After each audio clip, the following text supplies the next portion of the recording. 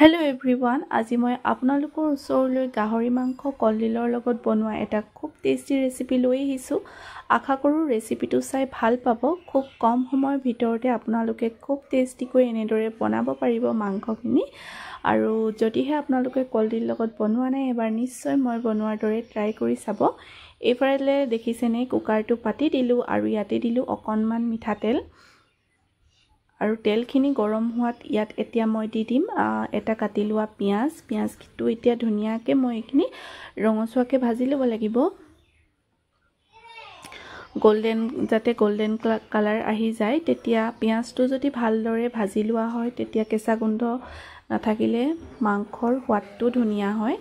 আৰু দিলোঁ ভালদৰে ভজাৰ পাছত এতিয়া খুন্দনাত খুন্দি লোৱা আদা আৰু নহৰু, সেইখিনিও এতিয়া ধুনীয়াকৈ এনেকৈ ভাজি ল'ব লাগিব কেঁচা গোন্ধ যোৱালৈকে। এইখিনি ভালদৰে ৰঙচুৱা পৰাৰ পাছত এতিয়া বইল কৰি থোৱা মাংসখিনি দি দিলোঁ। এইখিনি বইল কৰি ভালদৰে ধুই লৈছিলোঁ মই। এয়া দেখিছেনে, এতিয়া দিয়াৰ পাছত ভালদৰে এবাৰ লৰাই মিক্স কৰি ল'ম।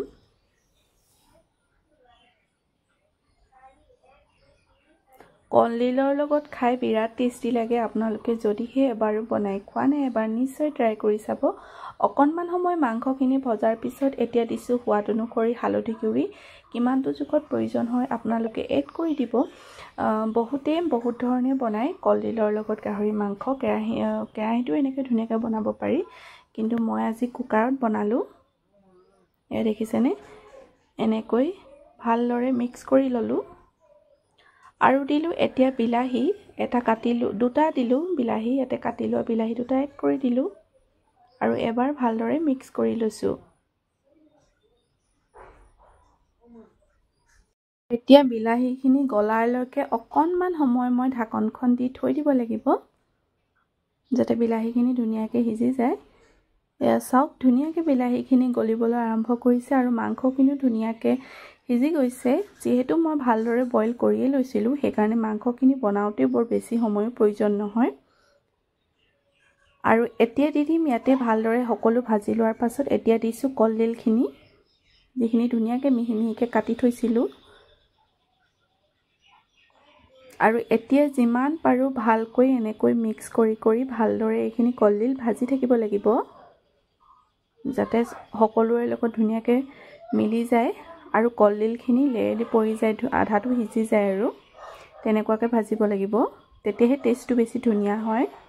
নহ'লে আপোনালোকে যদি আধা নভজাকৈ যদি দি দিয়ে, এনেই অকণমান দিয়াৰ পাছতে যদি পানীটো এড কৰি দিয়ে তেতিয়াহ'লে খাবলৈ ভাল নালাগিব। আৰু ভালদৰে ভাজাৰ পিছত এতিয়া দিলোঁ ইয়াতে আলুকেইটা মই ফ্ৰাই কৰি থৈছিলোঁ টুকুৰা কৰি। এয়া দেখিছেনে, ধুনীয়াকৈ মই ফ্ৰাই কৰাৰ পিছত এতিয়া আলুখিনিও দি দিলোঁ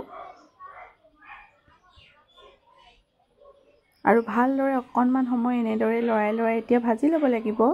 আৰু যিহেতু মই নিমখটো এড কৰা নাছিলোঁ, ইয়াতে নিমখ দি দিছোঁ সোৱাদ অনুসৰি। আপোনালোকে যদিহে মছলা দিব বিচাৰে তেতিয়াহ'লে আপোনালোকে হালধি গুড়ি দিওঁতে আপোনালোকে মছলা এড কৰি দিব পাৰে, কি মছলা আপোনালোকৰ প্ৰিয়। আৰু যিহেতু গাহৰি মাংস বনালে মছলাটো ইমান বিশেষ প্ৰয়োজন নহয়, সেইকাৰণে যিমান পাৰোঁ মছলা নিদিয়াকৈ ধুনীয়াকৈ টেষ্টিকৈ বনাবলৈ চেষ্টা কৰোঁ। আৰু এতিয়া এইখিনি ভালদৰে অকণমান সময় ভাজি লোৱাৰ পাছত ইয়াতে অকণমান পানী দিম। বৰ বেছিকৈও নিদিওঁ পানী, মানে ইয়াতকৈ আৰু অলপ দিব লাগিব বাৰু। পানী অকণমান সৰহকৈ দি, মানে ইমান বেছিও নহয়, এয়া দেখিছেনে, অকণমান দি ভালদৰে লৰাই এতিয়া মই 4টা চিটি অহালৈ বাট চাম। আৰু 4টা চিটি আহি গ'ল আৰু মোৰ ৰেচিপিটো আজি ইমানেই আছিল। কেনেকুৱা পালে জনাব। চাওকচোন কালাৰটো কিমান ধুনীয়া হৈছে। যদি ভাল পালে প্লিজ লাইক এটা কৰি দিব। চেনেলটোলৈ যদি নতুনকৈ আহিছে চেনেলটো ছাবস্ক্ৰাইব কৰিব। এয়া চাওক, কালাৰে সৈতে কিমান ধুনীয়া হৈছে মাংসখিনি। আৰু ইয়াতকৈ জোল কৰিলে বৰ ভাল নালাগে, সেইকাৰণে বেছি জুলীয়া কৰাৰ প্ৰয়োজন নাই। আৰু এতিয়া এনেকৈ আলুখিনিও টুকুৰাকৈ অকণমান ভাঙি দিব, তেতিয়া গ্ৰেভিখন খাবলৈ ভাল হয়। এতিয়া কিন্তু গেছৰ ওপৰতে মই দি থৈছোঁ মাংসখিনি। আজিলৈ বাই।